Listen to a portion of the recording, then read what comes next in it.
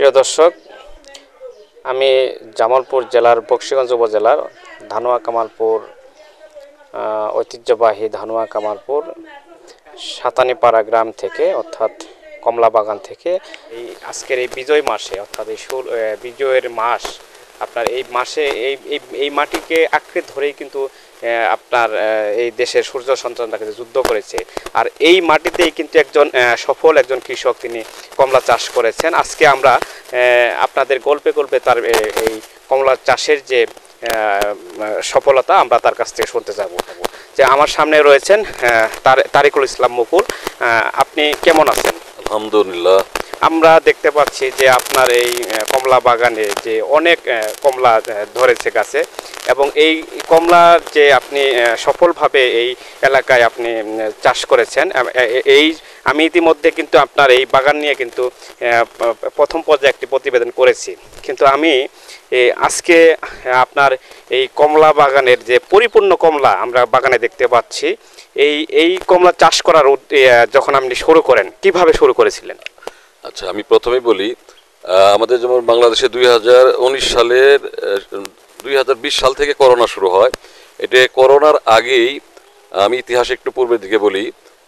আমার খালাতো ভাই শাহানুর ইসলাম বার্লিন তালুকদার, ও চুয়াডাঙ্গা থেকে একটা ইউটিউবে আপনারা অনেকে দেখবেন যে এখানে ইউটিউব থেকে এক উদ্যোক্তা উনি 1 বিঘা জমিতে 100 গাছ লাগিয়েছেন। ওটা সেখানে আমিও দেখেছি, এক গাছে এরকম কমলা 2 মণ করে। সে 3 বছরের সময় তার সে বলল যে 50 কেজি, চতুর্থ বছরে তার এরকম কমলা 2 মণ 80 কেজি করে কমলা তিনি ফলন করেছেন। এটি দেখে আমরা উৎফুল্ল হয়ে তার ইনফ্লুয়েন্স হয়ে তারপরে আমরা করলাম কি, ওই সামনে বার্লিন সেখান থেকে 400 চারা তিনি কিনে নিয়ে এসেছিলেন। 84,000 টাকা দিয়ে 400 চারা তিনি ট্রাক যোগে নিয়ে এসে বাড়িতে জায়গার অভাবে তো পুরোপুরিভাবে লাগান নাই, কিন্তু 3 বছর পরে এই ফলটা উনি পেয়েছেন। তো ওনার কাছ থেকে পাওয়ার পর আমার তখন উৎসাহ হলো। আমি সেখান থেকে তারপরে ওই বছরই 3টে চারা লাগাইছিলাম আমার বাড়িতে। 3টে চারা 3 বছর পরেই মাশাআল্লাহ এরকম আল্লাহর কি নিয়ামক এরকম কমলা পাওয়া গেছিল। এরপর আমার বড় ভাই এখানে স্থায়ীভাবে থাকে, আমি ঢাকাতে থাকি, আইডিয়াল স্কুল এন্ড কলেজে শিক্ষকতা করি। তা আমার ভাইকে বললাম যে আমি নিজে এসে 3 বছর আগে 30টা চারা নিয়ে নিজে হাতে আমি এই লাগাই দিয়ে গেছি।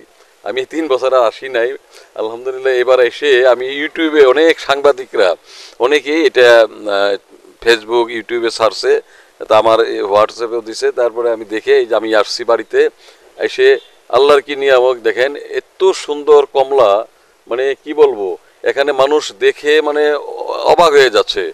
বাগান থেকেই তারা কিনে নিচ্ছে, 300 টাকা কিনে নিচ্ছে, পাইকাররা 250 টাকা করে বলতেছে।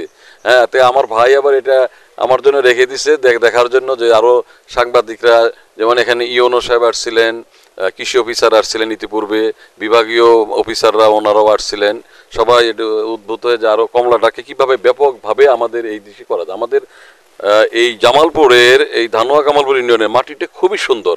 এখানে নিয়ারেস্ট আমাদের বন বিভাগ পাহাড় আছে, গারো পাহাড়ে হাজার হাজার একর জমি এখানে পড়ে আছে। আমরা যদি কেউ এদের, আমি গ্রামের সবাইকে আমি ডেকে বলতেছি যে আসেন আপনার বন বিভাগ থেকে বা নিজের যাদের আছে সেটাও নিয়ে আমরা এক একজনে যদি 100-150 করে চারা বা প্রথমে 40-50টা করে চারা লাগাইতে পারেন, দেখবেন এটা একটা বিপ্লব। আমি 3 বছর আগে বলেছিলাম যে এই কমলার বিপ্লব ঘটবে এই সাতানিপাড়া গ্রামে। মাশাআল্লাহ সফল হয়েছে, আমি সফল। কিন্তু আমি আরেকটি বিষয় আপনার কাছে জানতে চাবো যে আপনি এই কমলা চাষের জন্য অর্থাৎ আপনার এলাকায় বা এই বকশীগঞ্জ উপজেলায় যদি আপনাকে দেখে কেউ অনুপ্রাণিত হয়ে কমলা চাষ করতে চায়, সেক্ষেত্রে তাদের উদ্দেশ্যে কি পরামর্শ আপনি দিবেন? আচ্ছা, পরামর্শ হলো, এখানে এটা কিন্তু একটা গ্রাফটিং কলম কাটতে হয়। এই ডালগুলো একটা জম্বুরের চারা বীজ বপন করে সেখান থেকে আপনার চারাটা যখন বয়স 15 দিন বা 1 মাস হবে, তখন এই ডালগুলো ওখানে গ্রাফটিং করে। এটা সিস্টেমটা আমার ওই খালাতো ভাই খুব সুন্দর জানেন উনি। হ্যাঁ, উনি মোটামুটি চারা এইভাবে 2000-2500-এর মতো উনি তখন এই ছিল তার চারা ছিল। কিন্তু চারাগুলো কিছু বিক্রি হয়েছে, অনেকে বাগান করছে, এবার সফলতা পাইছে। যেমন আমাদের এখানে লাউচাপড়া পিকনিক স্পট আছে, ওর পাশে একজনে 400 চারার একটা বাগান করছে, সেটা 2 বছর, এবছর কিছু ফল আইছে। আবার বক্সিগঞ্জ নীলক্ষিয়া ওখানেও একজনে শুনলাম 600 চারা নিয়ে একটা বাগান করছে, ওটাও 2 বছর হয়েছে। এইগুলো এখন মানুষ, এবার আমি দেখলাম মানুষ চারার জন্য খুব উদ্গ্রীব, ব্যস্ত। তে এই চারা যদি কেউ চায়, ও চারা এই গ্রাফটিং করে চারাটা, এটা ফেব্রুয়ারি মাসের মধ্যে এই চারাগুলো রোপণ করতে হয় গাছে। তারপরে রোপণ করলে পরে সবাই যদি এটা করে, তো ওকে যদি অর্ডার দেওয়া পারে, নিজেরাও নেক্সট টাইমে নিজেরাও করতে পারবে, নিজেরাও এই কলম কাটতে পারবে, কারণ এটা গ্রাফটিং করে নিজেরাও করতে পারবে। এইভাবে যদি সবাই করে, মাশাআল্লাহ আলহামদুলিল্লাহ সফলতা আসবে আর কি।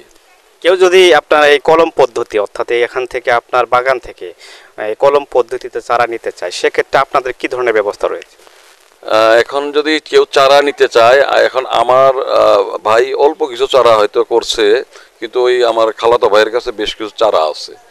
আসলে উনি ওই একটু জায়গার অভাবে করতে পারেন নাই, তো একটু নিরুৎসাহিত হয়ে গেছিলেন পরে। তো বাগান আছে, ওনারও বাগান আছে। তো এখন এই বছর চারা বেশি একটা দেয়া যাবে না, আশা করি আগামী বছর। এটা আবার সিস্টেম আছে, চারা এখন করলেই যখন তখন করা যাবে না, এটাকে করতে হবে নভেম্বর ডিসেম্বর মাসে। ফেব্রুয়ারিতে চারাটা রোপণ করতে হবে। রোপণ করার আগে গাছের যে মাচা দেওয়া হয়, মানে গোবর সার, বিশেষ কম্পোস্ট সার দিয়ে এই মাচা করে গাছটা লাগাইলে পরে এই গাছটা দেখবেন আস্তে আস্তে পানি দিতে হবে, প্রচুর প্রচুর পানি, মানে একদিন পর পর পানি। মাটি তো, আমি ঢাকাতে 7 বাগানে আমার মাশাআল্লাহ 10টা চারা লাগাইছিলাম। ওখানে আমার 10টা গাছে প্রথম বছর ফল হয়েছে, 3টা গাছ মারা গেছে। এক একটা গাছে মাশাআল্লাহ 20 কেজি করে কমলা হয়েছিল। আমি আরেকটি বিষয় আপনার কাছে জানতে চাচ্ছি যে একটি আদর্শ বাগান গড়তে হলে, অর্থাৎ একটি আদর্শ বাগান যদি কেউ করতে চায়, সেক্ষেত্রে একটি গাছের দূরত্ব কতটুকু হওয়া উচিত? 30 হাত দূরে দূরে যদি লাগাই, হ্যাঁ, তাহলে একটু কম হয়ে গেছে। 30 হাত দূরে দূরে লাগালে, কারণ এটা তো 3য় বছর ফল আসবে, 4র্থ বছর, 5ম, 6ষ্ঠ, 10 বছর পর্যন্ত সে করতে পারবে এই কমলাটা। গাছগুলি ছড়িয়ে যাবে চতুর্দিকে। এই জন্য মিনিমাম 30 হাত 25 গজ, তাই না? এই 15 গজ, 15-20 গজ দূরে দূরে রাখলে পেলে কমলাগুলির চারাগুলি খুব সুন্দর হবে আর কি। আমার ভাইকে বলছি, এখানে পাহাড়ে আমাদের কিছু জায়গা আছে, আরো কিছু জায়গা। আমি যদি 1 একর জায়গার মধ্যে, 1 একরও লাগবে না, 1 একরে একটু কম হইলেও হবে, এখানে একটা আমি বলি নিরাপত্তার জন্য কিন্তু চারদিক দিয়ে আপনার নেটেরই দিতে হয়, তা না হলে এটা রাখা যাবে না। তা আমার নেক্সট পরিকল্পনা হলো যে আমি এখানে 400 চারা রোপণ করব 1 একর জায়গার মধ্যে। এটা তো পাহাড়ের এই মাটির চেয়ে ওই মাটি আরো সুন্দর মাটি, লাল মাটি। তো এখন 400 চারা, আপনাদের একটা হিসাব দেই, 400 চারা যদি আমরা এই বছর রোপণ করি, তাহলে 3 বছর পরে আপনার এক একটা গাছে 1 মণ করেও যদি হয়, তাহলে 400 চারায় 400 মণ। দেখা যায় যে এক একটা গাছ থেকে যদি 8,000 টাকা আসে, 400 গাছ থেকে 32 লক্ষ টাকা, অর্থাৎ 30 থেকে 32 লক্ষ টাকা এখানে নিট, এটা আসবেই। এখন খরচ যদি করা হয়, 2 থেকে 2.5 লক্ষ টাকা যদি প্রোটেকশনের জন্য খরচ করা হয়। আপনি বলতে চাচ্ছেন যে যদি কেউ এই কমলা চাষ করতে চায়, বা তাদের কেউ যদি লাভবান হতে চায়, তাদের উদ্দেশ্যে, অর্থাৎ তারা যদি কেউ করতে চায় বা আপনাকে দেখে উদ্বুদ্ধ হয়ে করতে চায়, সেক্ষেত্রে এটা সহজে লাভবান হতে পারবে, এই কথাটাই আপনি দর্শকদের বলতে চাচ্ছেন? জি জি, এটি আমি যে আপনারা আসেন, সবাই দেখবেন এক সময় হবে। এই বছর তো হয়েছে, আগামীতে দেখবেন সবাই করার জন্য একটা উদ্যোগ নেবে, সবাই নিবে অনেকে। এবছর অলরেডি আমার এক ভাই এখানে পাহাড়ে, তার আমি শুনলাম সকালে এসে, ওর 40 বিঘা জায়গা আছে। হ্যাঁ, ওখানে সে মাছের চাষ করছে। আমরা ভাই মাছের পুকুর মাঝখানে সমতল আর 2 পাশে ঢালু পাহাড়, তখন ওই পাহাড় জায়গাগুলো তুমি যদি কমলার চাষ করো, তাহলে এখন বলে নিরাপত্তা অনেক থাকবে। নিরাপত্তা তুমি লুক রাখবে, পয়সায় নিরাপত্তা 2 মাস 3 মাস প্রোটেকশন, মানে খুব 3 মাস, মানে অক্টোবর, নভেম্বর, ডিসেম্বর, এই 3টা মাস লেগে থাকতো। কারণ কমলাটা কালার আসে, হালকা কালার আসে অক্টোবরের শেষের দিকে, নভেম্বরে পাক ধরে, এই ডিসেম্বরের মধ্যে ইনশাল্লাহ দেখেন কিরকম লাল টকটকা কমলা এবং মিষ্টি। এটা এই কমলাটা কিন্তু আমাদের ঢাকায় যে আমরা থাইল্যান্ডের কমলা খাই 350 টাকা। আমি গত পরশুদিন আসছি, জিজ্ঞাসা করলাম যে তোমাদের কমলা কত, এটা 350। আমি দেখলাম ওই কমলার মধ্যে একটু কেমন ভিজা ভিজা, আর আমার এটা সুন্দর, এটা রসালো, একদম রস, কোনো পানি টানি নেই ভিতরে, মিষ্টি। এটাই। ধন্যবাদ সুপ্রিয় দর্শক, আপনাদের বিভিন্ন বিষয়ে তুলে ধরার চেষ্টা করলাম।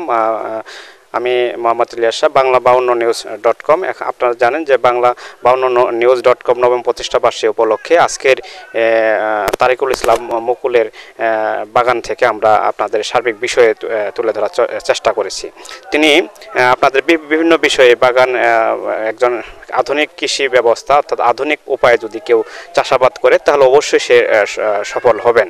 তিনি ইতিমধ্যে আমাদের বাংলা52 নিউজ নবম প্রতিষ্ঠা বার্ষিকী উপলক্ষে তিনি আমাদের একটি মেসেজ দিয়েছেন। তিনি অবশ্য একজন শিক্ষক, ঢাকা তিনি শিক্ষকতা করেন। তো এই বিষয়ে আমরা হয়তো তার কাছ থেকে আরেকটু শুনবো।